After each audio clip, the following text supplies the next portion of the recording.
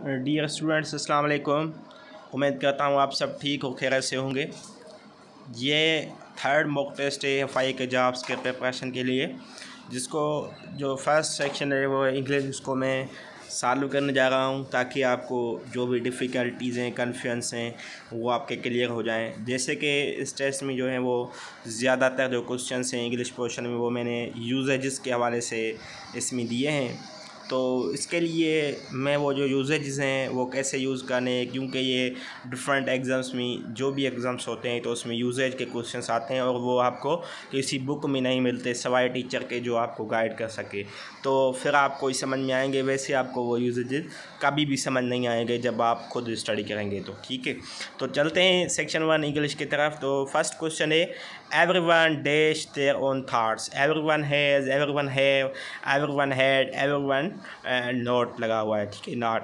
तो क्या होगा, तो देख लें कि एवरीवन है या आपका ईच ऑफ है, ईच ऑफ एस होगा, या आपका उसके अलावा दूसरा वर्ड कौन सा है, नाइदर ना है। तो ये ऐसे वर्ड्स हैं जिसके साथ सिंगुलर वर्ब आएगा तो क्या आएगा, एवरीवन हैज़ होगा, हैव नहीं होगा। आपको याद रखना है कि ये सिंगुलर वर्ब उठाता है, ठीक है, क्योंकि एवरीवन मतलब एक एक अलग अलग। उसके बाद psychologist, psychologist gave me dash advice. तो देख लें, सम होगा, सम भी लग सकता है, फ्यू भी लग सकता है, लिटिल भी, और ये PEACE नहीं है, ये है PERCE, पीस मीन्स टुकड़ा, लेकिन ये गलती हो गई है टेस्ट बनाने वाले से, ठीक है।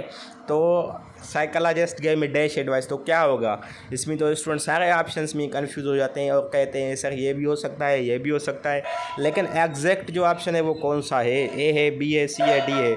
तो आपको एग्जैक्ट का पता नहीं है तो इसके लिए मैं आपको गाइड करता हूँ, क्योंकि ये क्वेश्चन है यूजेज का, ठीक है। तो देख लें, साइकोलॉजिस्ट गेव में डैश एडवाइस, एडवाइस के साथ हमेशा जैसे कि एडवाइस जो है वो अनकाउंटेबल है, तो ये तो क्लियर हो गया कि फ्यू नहीं होगा, क्योंकि फ्यू जो है वो काउंटेबल चीज़ों के साथ लगता है, ठीक है। तो फ्यू तो नहीं होगा। बाकी रहा सम और पीस और लिटिल। तो देख लें, एडवाइस जो है वो अनकाउंटेबल तो है, लेकिन एडवाइस के साथ लिटिल या सम एडवाइस नहीं होती। एडवाइस का हमेशा पीस होता है, PERCE टुकड़ा, ठीक है, PERCE वाली जो स्पेलिंग है वो। तो पीस ऑफ एडवाइस होगा, सबसे अहम बात है, याद रख लें, ठीक है। एडवाइस का पीस होता है, याद रख लें। उसके बाद है Ali is as brave as lion. ये क्या है, सिमिली है, मेटाफोर है, अलिट्रेशन है, या नन ऑफ दीस है। तो देख ले, ये समझने की बात है कि मेटाफोर क्या होता है, या सिमिली क्या होती है, या अलिट्रेशन क्या होती है। तो ये जो आपका है Ali is as brave as lion, तो ये आपकी है सिमिली, ठीक है। उसके सिमिली क्या होती है, जिसमें हम दो चीज़ों को कंपेयर करते हैं ना।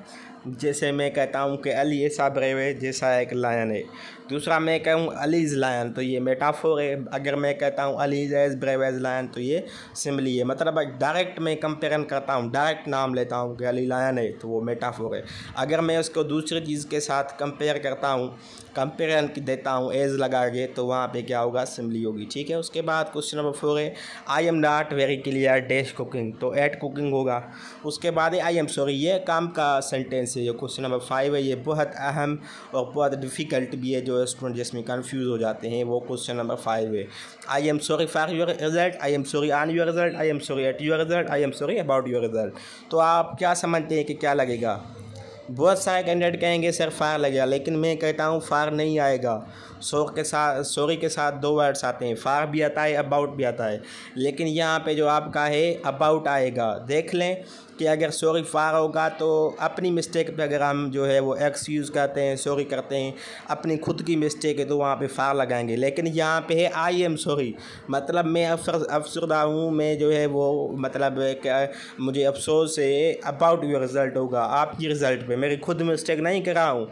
अगर मैं कहूँ I am sorry for my mistake तो गलत, तो बिल्कुल ठीक होगा।